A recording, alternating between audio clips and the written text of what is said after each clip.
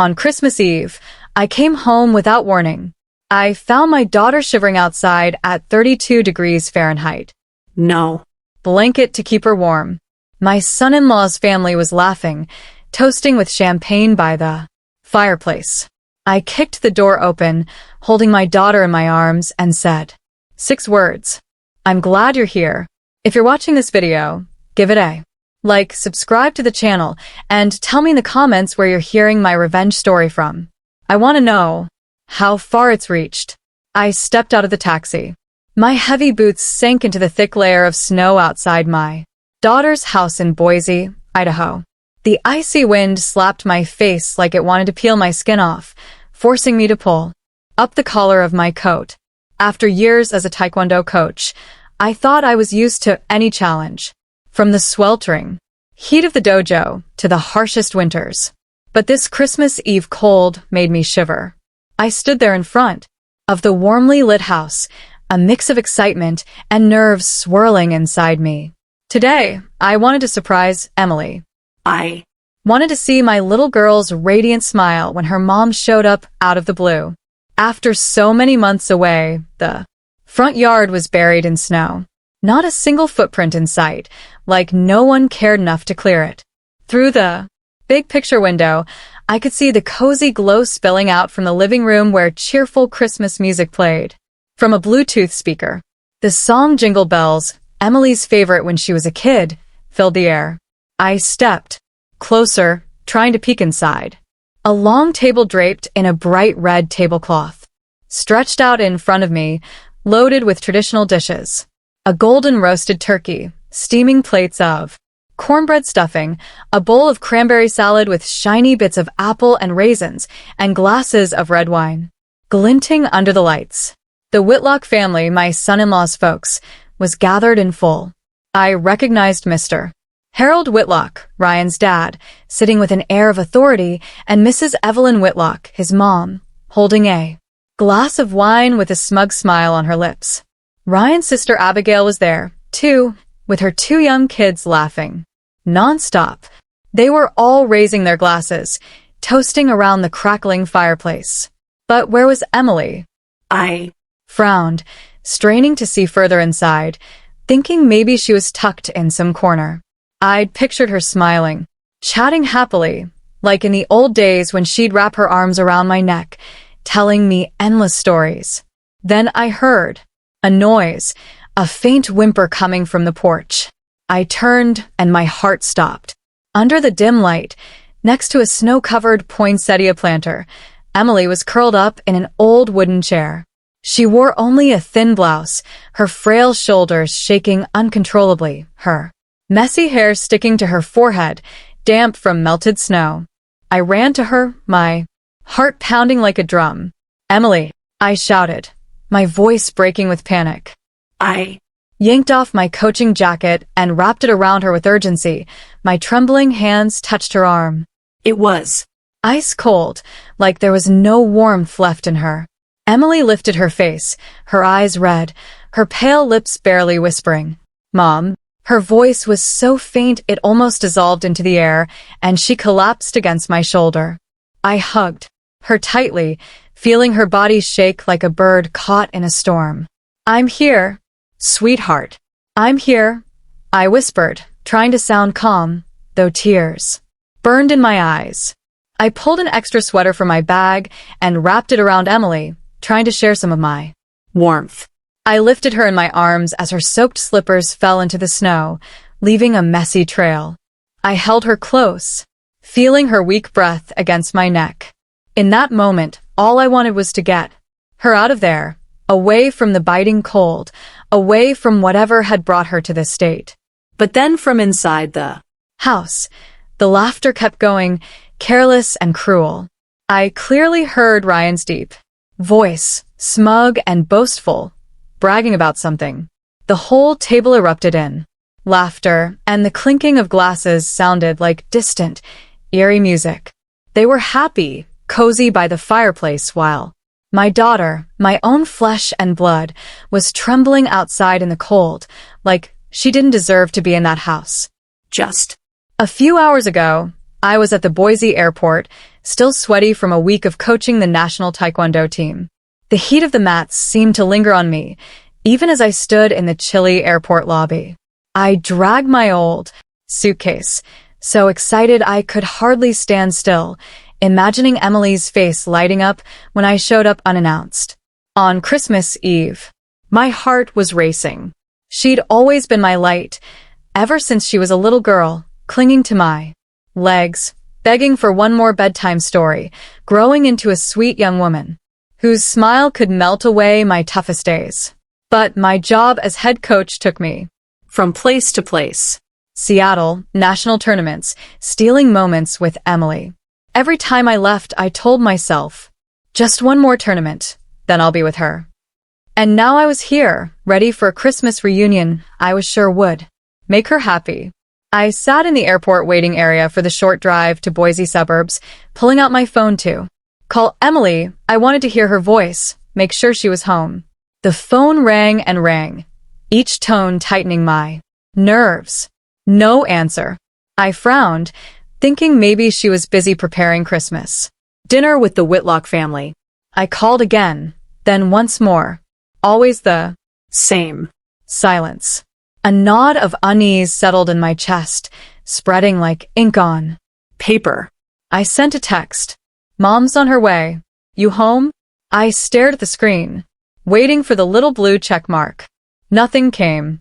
I tried to shake off the bad feeling, convincing myself she'd left her phone somewhere or was distracted decorating the Christmas tree, like she did every year. The plane had landed in Boise after dark. I dragged my suitcase out of the airport, and the winter night's cold hit me hard, sinking into my skin. Families were hugging, laughing, heading to midnight mass. A dad carried his little girl on his shoulders. She held a candy cane and giggled happily. I watched them, a lump tightening in my throat. I'd carried Emily like that, too. Held her hand through streets twinkling with Christmas lights. But now I was alone, pulling a heavy suitcase, stepping out of the airport with an indescribable loneliness. I flagged a taxi and with a voice hoarse from exhaustion said, "Take me to Meadow Creek, 12th Street." On the way, traffic was slow, the streets packed with people, bundled in coats and scarves, heading to church for Mass. I stared out the taxi window at the warm lights glowing from houses along the road. Church bells rang faintly in the distance, mixed with a choir singing Silent Night somewhere nearby. I smiled, picturing Emily busy in the kitchen, making the mashed potatoes she'd learned from me. When the car stopped at an intersection, I glanced outside and spotted a group of cops directing traffic. Among them, I recognized Jake, a former student from my days teaching taekwondo at the local community center. He stood tall, confident in his police uniform, but still had that same kind smile. I rolled down the window and shouted, "Jake." He turned, his eyes lighting up as he recognized me. "Miss Rose, you're back," he exclaimed, adjusting his police cap. I smiled, trying to hide my exhaustion. "Yeah, just finished training in Seattle. You still working in Boise?" Jake nodded, his smile bright. "Yep." "Traffic cop now.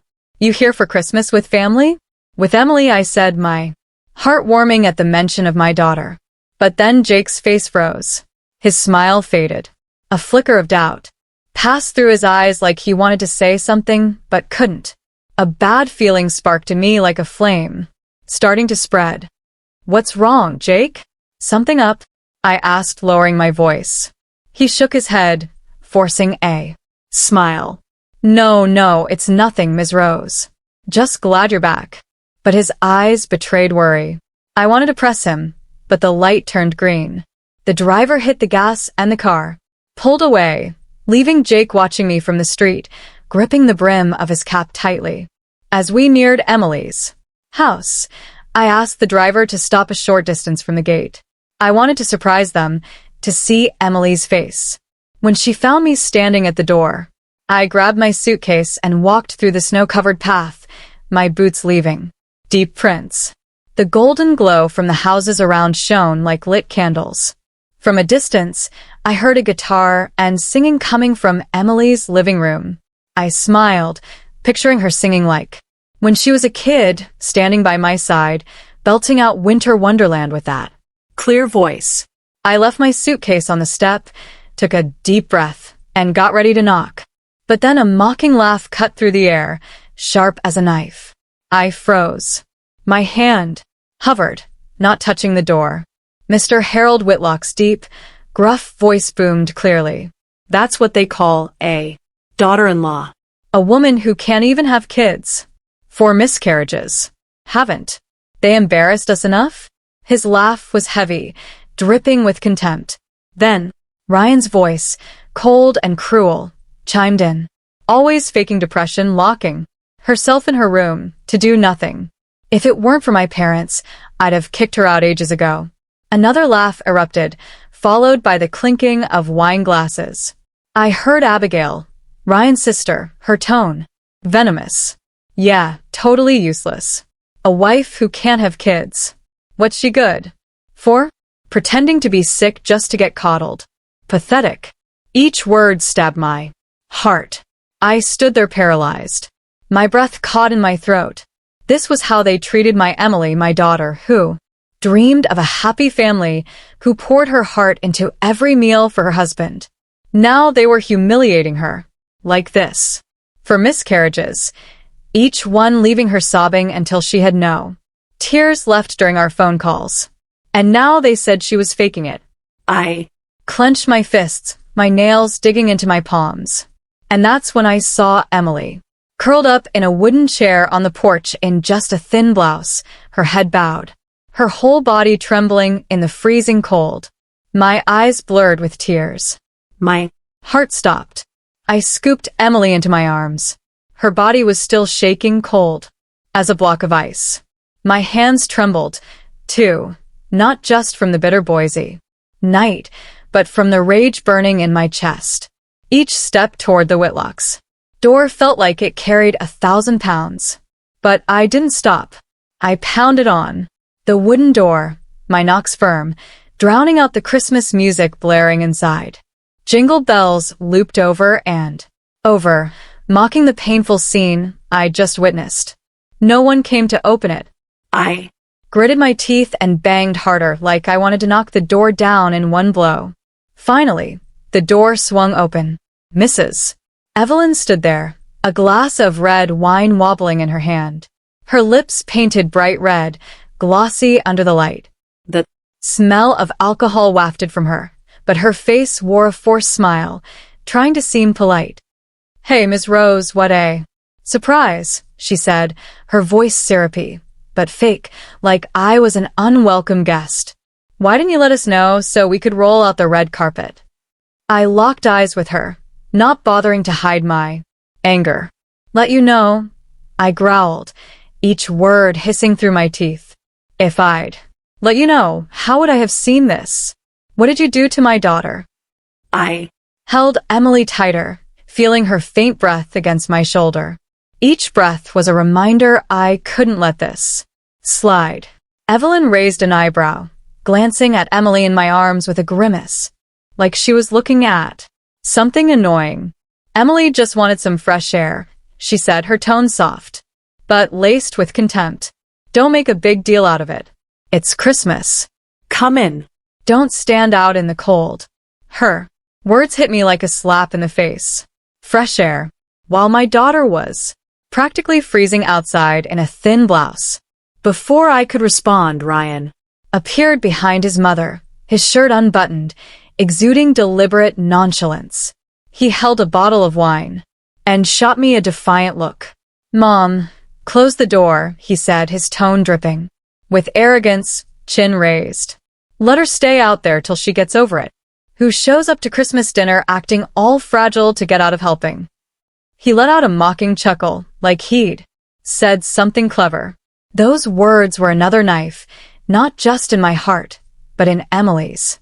I felt her body shrink in my arms like she wanted to vanish. From the table, Abigail's voice rang out sharp. And venomous. Exactly. A woman who can't even carry a baby to term. What's she worth? Useless. Her laugh cut like a blade, mixing with the murmurs of others around the table. I heard Abigail's 2 kids, Emily's cousins, run out to the porch, curious. They looked at Emily in my arms then, giggled, whispering to each other. Aunt Emily's in trouble. Their innocent little voices burned like salt in an open wound. My face flushed with rage. I Rammed my shoulder into the door, then kicked it hard. The door flew open, slamming against the wall with a bang. That silenced the room. Evelyn's wine sloshed, spilling red stains onto the expensive rug. The Christmas music stopped abruptly, like someone had yanked the speaker's plug. The air in the room turned heavy, suffocating, like all the oxygen had been sucked out. I Stepped into the center of the living room, still holding Emily. Each step left a trail of melted snow on the hardwood floor, like marks of rage that couldn't be erased. Every eye was on me. Mr. Harold, his face cold. Evelyn, her fake smile gone.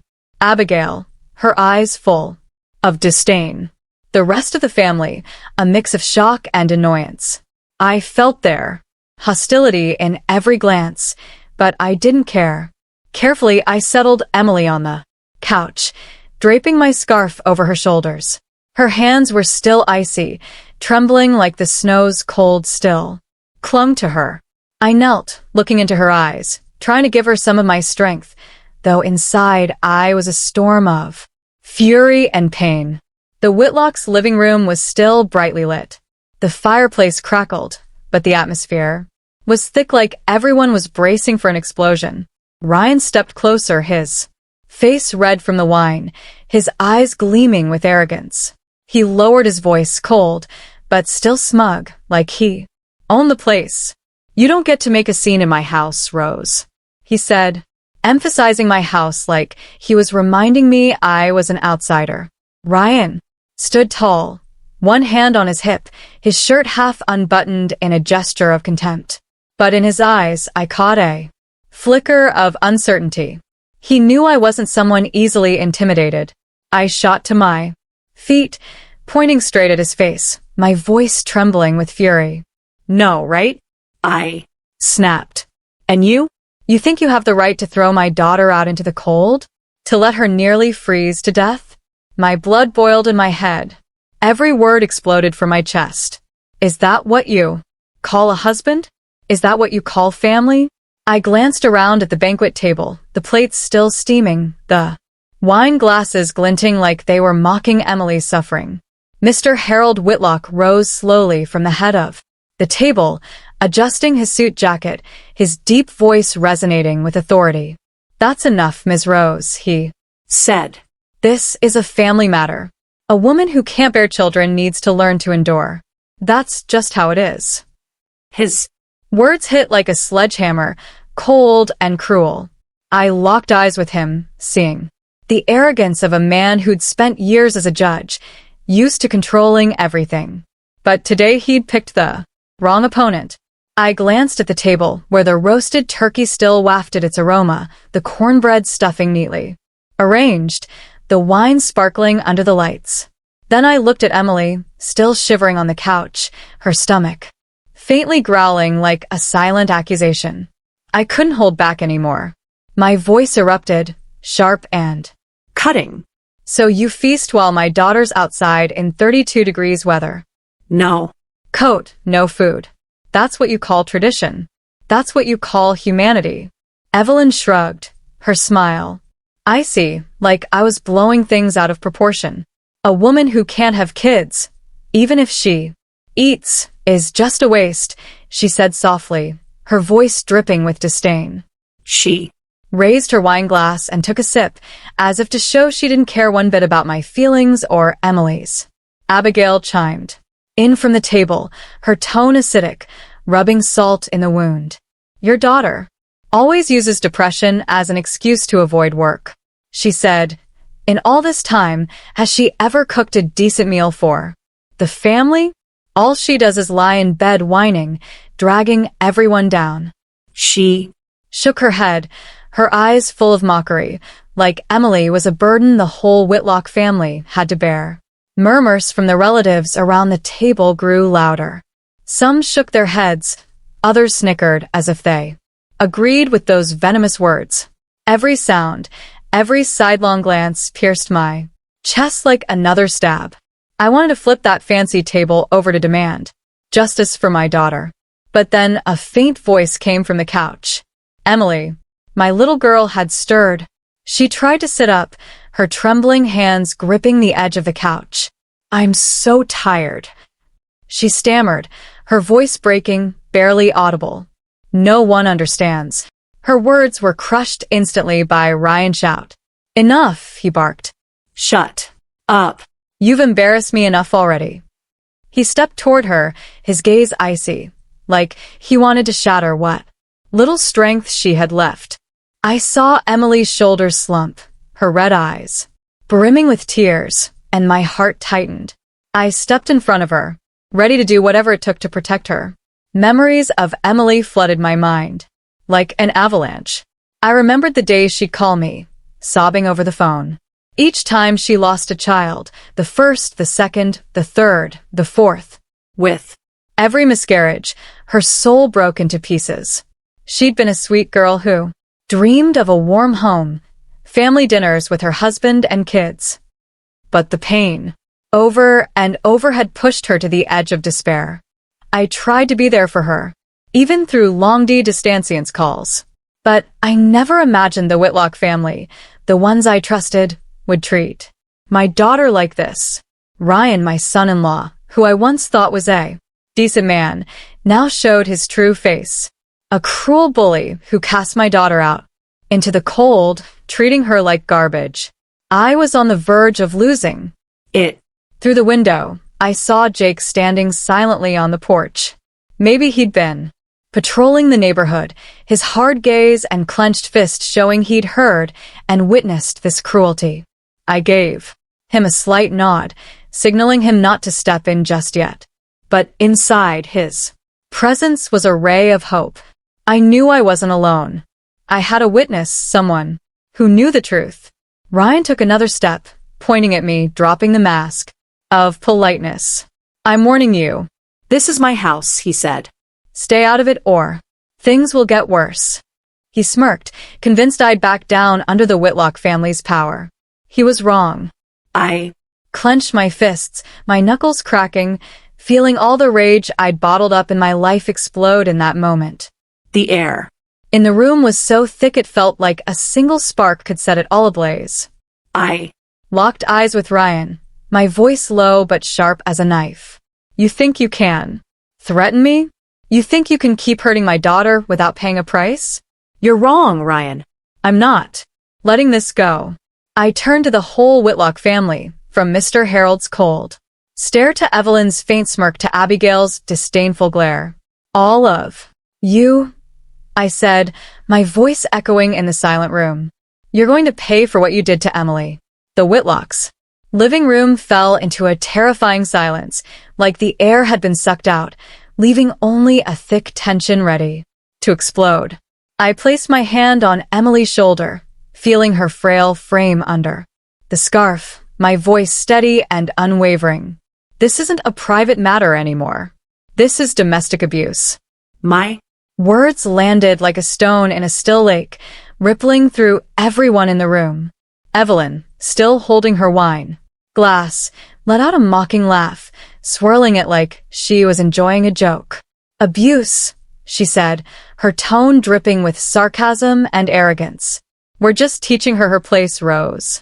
You should thank us for putting up with her this long."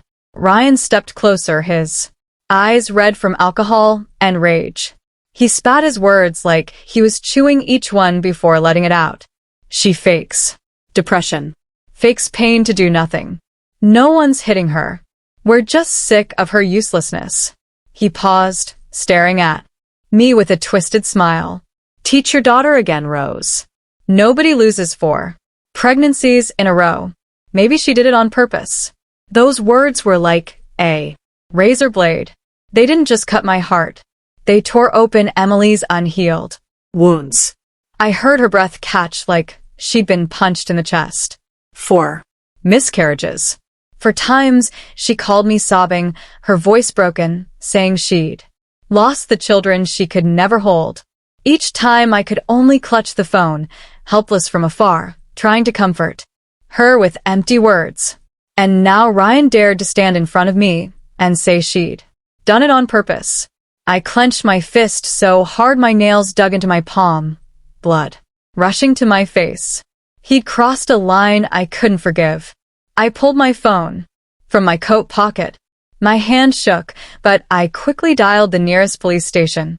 "I'm calling the cops," I said, my voice cold as ice, though inside I was a hurricane. "A report will be filed. You'll answer to the law." I emphasized each word like I was carving them into the air, making sure everyone knew I wasn't bluffing. Ryan froze. The wine bottle slipped from his hand, clattering onto the hardwood floor, red wine staining the expensive rug. Panic Flashed in his eyes, though he tried to regain his air of superiority. "You wouldn't dare," he shouted, but his voice wavered like he hadn't expected me to go this far. Mr. Harold, who'd been watching with a cold expression, stepped forward, adjusting his tie, his deep, growly voice booming with authority. "You have no idea who you're challenging, Rose," he said. "I've spent my life on the judge's bench. I've seen the worst this world has to offer. You think a phone call will make us tremble?" His eyes were sharp as knives, reminding me the Whitlock family wasn't easily shaken. But I didn't back down. I'd seen my daughter shivering in the cold, and nothing, not even Mr. Harold's power, would silence me. Abigail from the table crossed her arms and let out a mocking smile. "Go ahead, make the call." "Ms. Rose," she said, her tone taunting. "Let's see who they believe. A crazy old lady or a respected family like ours. You think the police will side with you?" Her venomous laugh rang out, confident I'd fail. Emily, still on the couch, tugged at my sleeve, her voice trembling in a whisper. "Mom, please don't do it. I just want peace." Her red eyes, full of fear, seemed to say she was terrified. Things would get worse. I looked at her, my heart aching. I knew she was scared. Scared of the Whitlocks' retaliation, of more humiliation piling on. But I also knew if I stopped now, Emily would be trapped in this pain forever.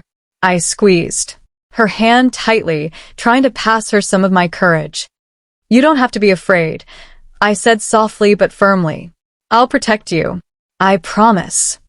I lifted her in my arms, snow from her clothes falling onto the rug like pieces of a shattered dream. I ignored the Whitlocks' scornful glares and their muttered threats. All I knew was I had to get her out of that place, out of that cage of cruelty she'd been locked in for too long. As I turned toward the door, I saw Jake through the foggy glass, standing on the porch, his hand rested on his radio, his eyes burning with a hidden fire, ready to act at any moment. I gave him a slight nod, enough to let him know I was ready for the fight. Jake nodded back firmly, his hand still gripping the radio like a promise he'd stand by me. I walked out without looking back. Behind me, I heard Evelyn yelling at the housekeeper to clean the spilled wine on the rug. I heard Ryan slam his hand on the table, muttering a curse. Then Mr. Harold's deep, angry voice echoed as he called someone on the phone. All those sounds were like arrows piercing my back, but I didn't care. I took Emily to my small apartment near the National Training Center, where I'd lived for years as a coach. It wasn't fancy, just a living room with an old couch, a simple kitchen in the corner, and a few family photos on the wall. But to me, it was a safe place where I could shield my girl from the Whitlocks' insults and the cruel cold. I carried Emily to her room and gently settled her on the bed. She was still shivering, though wrapped in my thick coat. I dug through the closet for an old sweater, put it on her, then made a mug of hot cocoa, its sweet aroma filling the chilly air. "Drink this, sweetheart," I whispered, placing the mug in her hands. But she just stared at it, her eyes empty, like she didn't believe she deserved even a bit of warmth. My phone rang, cutting through my thoughts. It was Jake. His voice was Deep and steady. Ms. Rose, I just filed the initial report at the station, but the Whitlocks won't go down easy. They've got influence. You know that. I'm ready to testify as a witness if you need me. I felt the determination in his tone, like a small flame that never dies.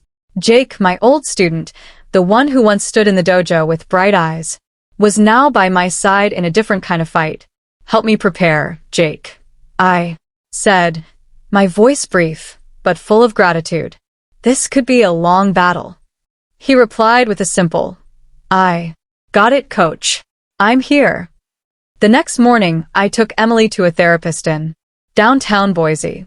Dr. Linda Carter, an older woman with a kind gaze, welcomed us into a cozy office. After talking with Emily, she looked at me, her voice heavy and sad. She's suffering from severe depression, Miss Rose. For miscarriages combined with constant insults from her in-laws have crushed her confidence. She needs rest, treatment, and above all to feel safe. I nodded, my heart tightening. I knew Emily wasn't okay, but hearing it from the therapist felt like another stab. I looked at her, curled up in the chair, her hands clasped tightly, and blamed myself for not being there sooner. That afternoon, Jake stopped by the apartment out of his police uniform, carrying a bag of fruit and some old cookbooks. He set them in front of Emily, hesitating. I know you like cooking, he said.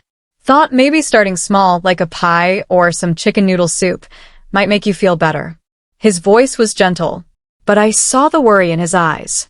Emily lowered her head, clutching the edge of her blouse, and murmured, Thanks, but I don't think I can do anything anymore.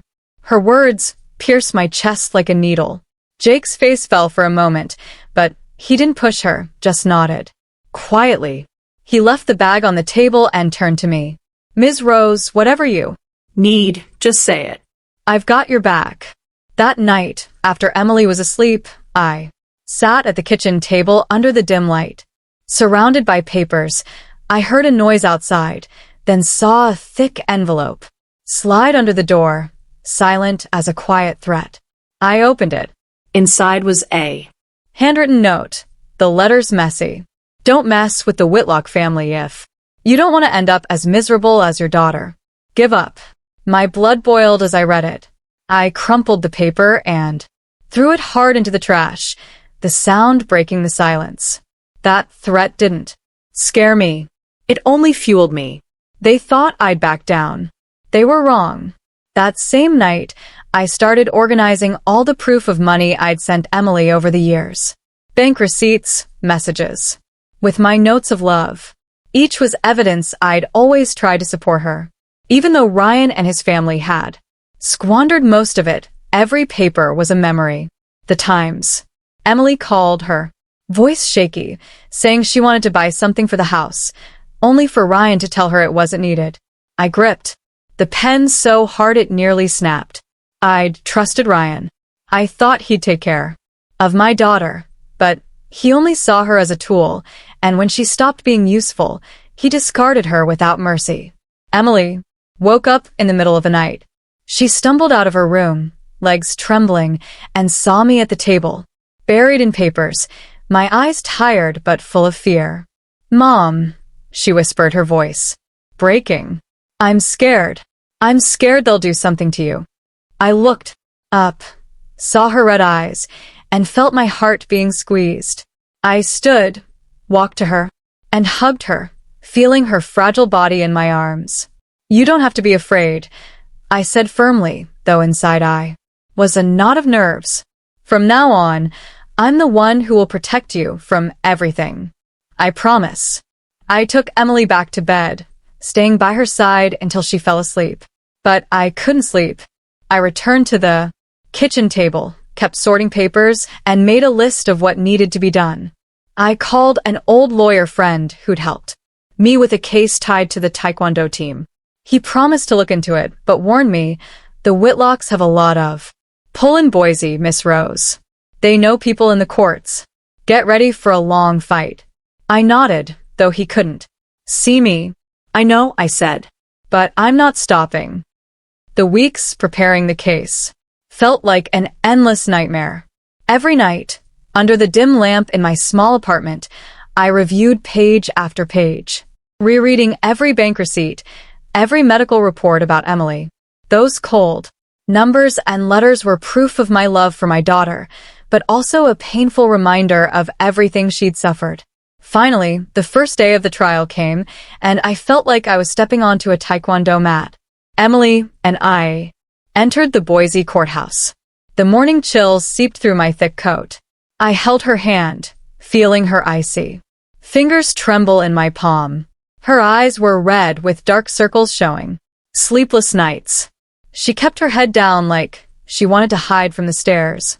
I stood tall, trying to be her rock, though inside I was just as shaken. I'm Here, I whispered, squeezing her hand gently. She nodded weakly, but her empty eyes showed she'd given up the fight long ago. The Whitlock family was already there early.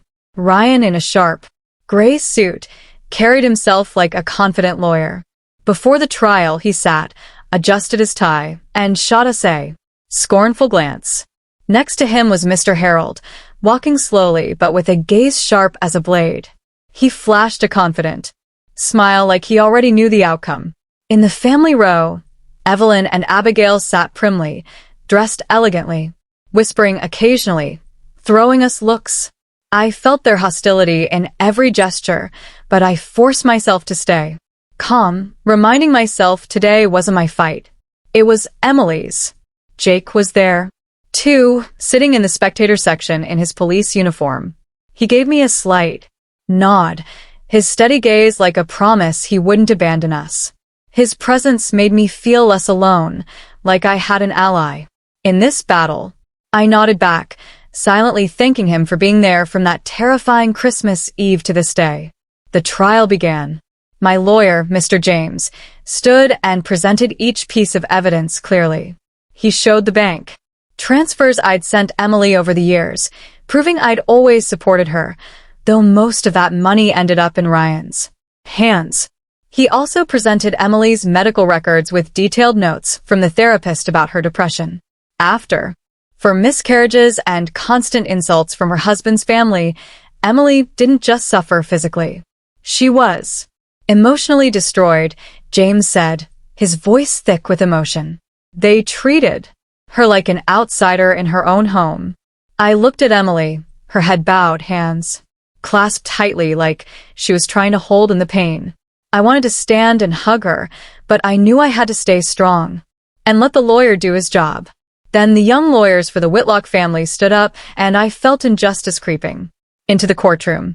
One of them, in a sleek black suit, spoke with a commanding voice. Emily's just faking illness to be coddled. The Whitlock family gave her everything. Shelter, food, every need met. But she didn't hold up her end. She failed as a wife. Those words slapped me across the face. Faking coddled. I clenched my fist so hard I felt my blood boil.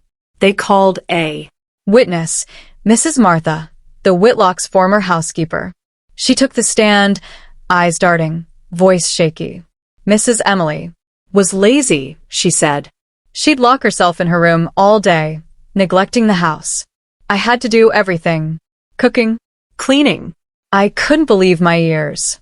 Emily, the same woman who lovingly prepared every meal, who made homemade pies to please the whole family, now branded as lazy.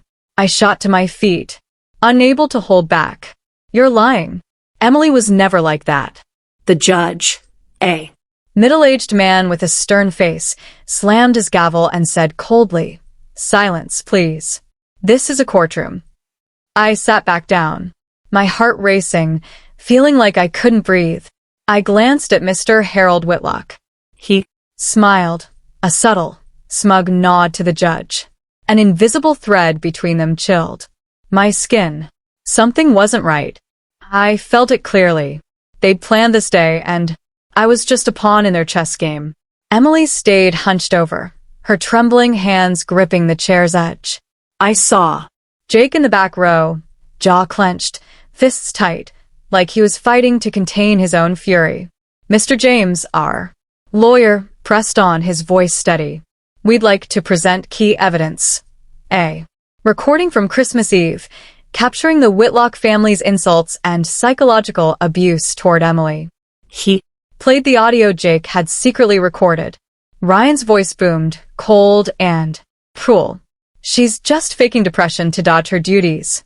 Then Evelyn's a woman who can't have kids, even if she eats well, is useless. And Abigail's sarcastic. She can't even manage to give birth. The courtroom fell silent. Only faint whispers breaking through. I looked at Emily, saw her shrink, as if those words stabbed her all over again. But the Whitlock's lawyer jumped up, objecting. That recording is illegal. Made without consent. It violates privacy rights. The judge nodded, his voice dry. The recording is inadmissible. I felt the ground open beneath me, clutching the chair to keep from collapsing. The recording, the clearest proof of the Whitlock's cruelty, tossed out on a technicality. Murmurs filled the room. Some gasped in disbelief. Others shook their heads, confused. I looked at Jake, his head bowed, fists trembling on his knees. Emily hid her face in her hands, shoulders shaking as she fought back tears. I wanted to lose it, to rush the judge's bench and demand justice, but I knew in that room justice wasn't on our side. Mr. Harold sat there, his gaze calm, but arrogant, like he'd known this would happen. I squeezed Emily's hand, trying to give her strength, though I felt defeated myself. After a week of grueling trial days, the final verdict came. I sat in the Boise courthouse holding Emily's hand, her cold, trembling fingers in mine. all Weak, I'd tried to stay strong, but every night, back at my small apartment, my heart ached with anguish and helplessness. Emily sat beside me, eyes red from sleepless nights, her face pale like life had been drained from her. I Gripped her hand, trying to pass her some courage, though I was trembling, too. Ryan strode into the room, adjusting his tie like it was just another day. Evelyn, his mother, smoothed her dress and sat upright, lips painted deep red, a confident smile on her face like she already knew the outcome. Abigail, in a flashy outfit, shot us a scornful look. Mr. Harold stood behind Ryan, imposing his gaze hard, reminding us the Whitlock family always had everything under control. Jake was in the spectator section still, in his police uniform. His eyes were steady, but couldn't hide his worry. he Gave me a slight nod, a silent promise he'd be there no matter what. I returned a grateful look, comforted by his presence. But when the judge, a middle-aged man with an expressionless face, entered, a chill ran down my spine. The air grew heavy, like everyone braced for an inevitable verdict. The judge spoke, his voice dry and firm. The Court grants the divorce request of the plaintiff, Emily Harper Larson, and the defendant, Ryan Whitlock. Those words sparked a ray of hope inside me. Emily broke into silent tears, tears streaming down her cheeks. I squeezed her hand, urging her to stay calm and listen. The Divorce was what I wanted for Emily, a chance to escape the Whitlock's cruel cage. But I knew the ruling wasn't the end. The judge continued, his voice monotonous, like reading a report. However, the court does not recognize the claims of domestic abuse due to insufficient legal evidence. As for assets, since Ryan Whitlock contributed more to the marriage's upkeep, the court awards him the majority of shared property. Those words hit like a hammer to my chest. I froze, my breath caught in my throat. No recognition of domestic abuse, insufficient evidence. I remembered the Christmas Eve recording. Ryan, Evelyn, and Abigail's cruel words discarded over a technicality. I thought of Emily's medical records, the bank receipts, all twisted by the Whitlock's lawyers into evidence against us. Then It hit me. Mr. Harold, with his past as a judge and deep ties in the judicial System had rigged it. I looked at him, saw him tilt his head slightly, that smug smile still on his lips. It was all fixed. They'd manipulated the ruling. And Emily and I were just pawns in their game. I couldn't hold back anymore. I shot to my feet, my voice breaking with rage and pain. This is so unfair. This isn't justice. My shout echoed, silencing the room. Emily grabbed my hand, eyes wide with panic, but I didn't. Stop. You saw how they treated my daughter. You heard what she endured, and you still dare say there was no abuse? You dare take everything from her? A guard approached, his voice firm. Ma'am, please sit down, or I'll have to ask you to leave. I glared at him, then at the judge who sat there, face blank, like my words meant nothing. I sat, hands trembling, feeling the world crumble beneath me. Ryan turned, locked eyes with me, and flashed a mocking smile, adjusting his tie like he'd won a grand victory. Evelyn and Abigail nudged each other, giggling under their breath, making sure I heard. That laughter was a knife plunging deep into my heart. Mr. Harold nodded slowly, his gaze calm, like this was just another case he'd pulled strings on. I looked at them all, one by one, my blood boiling. They hadn't just stolen Emily's justice. They'd stolen my faith in a system I once thought was fair. Emily covered her face with her hands, her body shaking, her muffled sobs tearing me apart. I wanted to hug her, tell her everything would be okay, but no words came. The Judge's words echoed in my head like a sentence, not just for Emily, but for me. Jake in the back stood abruptly, glaring at the Whitlocks. I saw veins bulging in his arms, fists clenched like he was holding back a storm of rage. I signaled him to stay calm, though I wanted to scream and break everything in that room. The judge slammed his gavel, his voice sharp. Order. The session is over. Everyone may leave. The gavel sound was a final period, but for me it was the start of a new pain. People began to rise, voices murmuring, papers shuffling. But I stayed, holding Emily tightly, her trembling shoulders and sobs breaking me inside. I wanted to comfort her, but my throat closed like words were useless against this pain. The unjust ruling didn't just strip Emily of assets. It took the last shred of my belief that the system would protect her. Ryan sauntered over, his posture smug like he'd won a major victory. He leaned close to my ear, whispering mockingly, "See, Rose," I told. "You don't fight me. You're just a useless old woman." He flashed a crooked smile, eyes gleaming with triumph, then turned to leave like Emily and I weren't worth his time. His words were gasoline on the fire of my rage. My blood surged, veins pulsing. I clenched my fist so hard it hurt, my body taut like a drawn bow, ready to snap. I wanted to lunge to land a punch on that arrogant face to pay him back for everything he'd done to my daughter. After years as a Taekwondo coach, I'd learned restraint, but in that moment, all my barriers crumbled. I took a step forward, heart pounding, ready to do something I'd regret. But Jake rushed in front of me, eyes blazing, lips tight, fist clenched, like he was about to unleash it on Ryan. I saw my own fury in him, an uncontainable outrage at the injustice. The courtroom buzzed, voices rose. Are they going to fight? A cop throwing punches in court. Some pulled out. Phones, camera flashes lighting up the tension. A journalist in the corner raised his camera, eyes hungry for a scandal. Ryan turned, startled for a moment, but quickly regained his defiance. He smirked coldly. Go ahead. Hit me. I'll make sure you lose everything. Who do you think you are? Just a lowlife cop. He stepped closer, taunting, certain Jake wouldn't dare touch him. Jake's fist trembled, his breathing heavy, eyes red. I knew he could do something irreversible.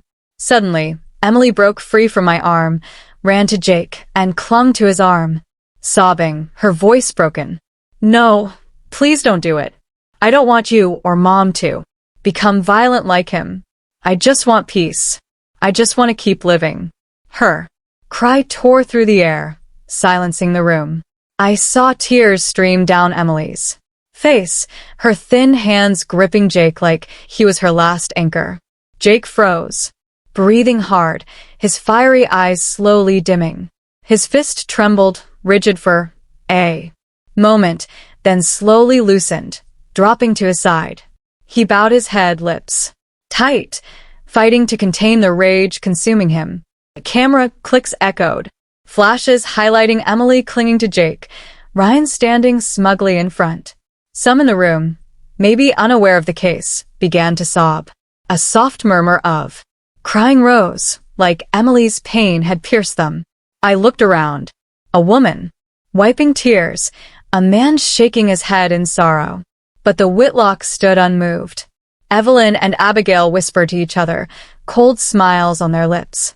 Mr. Harold nodded slightly, his authoritative air intact, like everything was still under his control. The judge slammed his gavel, his voice cold. Order. If this disruption continues, I'll have guards clear the room. The gavel sound was a warning, snapping everyone back to reality. I stepped forward, took Emily, and hugged her tightly. She kept crying, her body trembling in my arms like a lost child. Jake stood beside us, head bowed, lips tight, like he blamed himself for not doing more. I placed a hand on his shoulder, nodding gently, letting him know I understood and was grateful he was there. Ryan adjusted his tie, turned, and walked off, his steps heavy with triumph.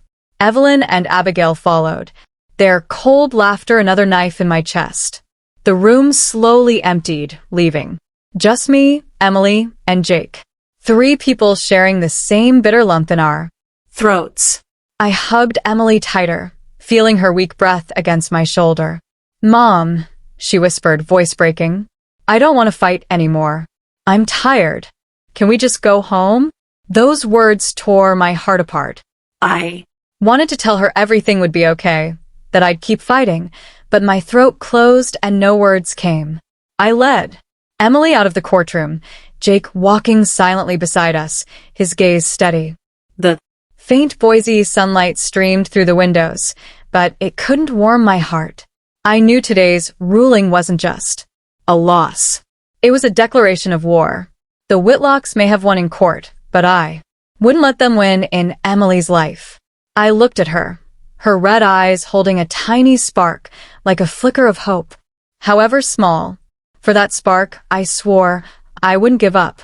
In the days after the trial, Boise seemed to stir with an undercurrent. Local news started talking. Bold headlines hit the front pages. Whitlock trial, justice bought.